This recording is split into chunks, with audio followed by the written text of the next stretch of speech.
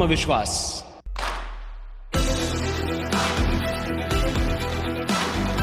એવું તો શું ખાસ છે આત્મવિશ્વાસમાં કે એની આટલી બધી વાતો થાય છે?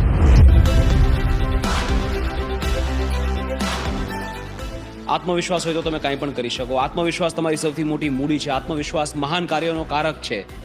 આવું સ્વામી વિવેકાનંદે કહેલું છે. પણ શું કામ? Why belief is so important. Y?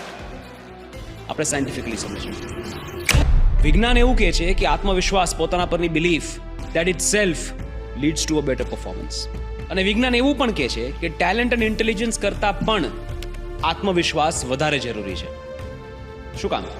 Number 1, the belief itself leads to a better performance. તમને પોતાના પર વિશ્વાસ હોય તો તમારું મગજ જાતે વધારે ફાસ્ટ કામ કરે છે. તમારા બ્રેનના 2 પાર્ટ્સ, મોટો કોર્ટેક્સ અને પ્રીફ્રન્ટલ રિસોર્સિસ વધારે ઝડપથી એક્ટિવેટ થાય છે. એના કારણે તમારું બ્રેન ફાસ્ટર અને બેટર પરફોર્મ કરે છે. So belief is a biological advantage.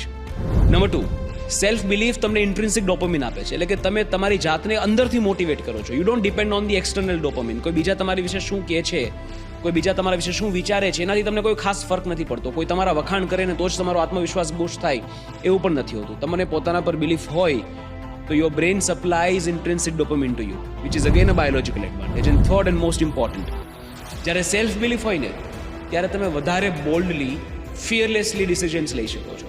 મોટા ડિસિઝન્સ તમે લઈ શકો છો. હેવિંગ ડેલ એક્ટિવિટી જે તમને અનએક્સપ્લોર્ડ ટેરિટરીમાં જતા રોકે છે, જે તમને તમારા ફિયર્સ ફેસ કરતા રોકે છે, એ એક્ટિવિટી ઓછી થઈ જાય છે when you are more confident about your self. એટલે આપણે છે ને ઘણીવાર બીજી બધી સ્કિલ્સ, ઇન્ટેલિજન્સ એ બધું ડેવલપ કરવામાં ટાઈમ વધારે વ્યતીત કરતા હોઈએ છીએ. પણ આપણે જેટલો ટાઈમ બીજી બધી સ્કિલ્સ ડેવલપ કરવામાં ઇન્વેસ્ટ કરીએ એટલો જ કે એના કરતાં પણ વધારે ટાઈમ સેલ્ફ બિલીફ એટલે કે આત્મવિશ્વાસ ડેવલપ કરવામાં ઇન્વેસ્ટ કરવો જોઈએ. Because if that is sorted, everything gets sorted.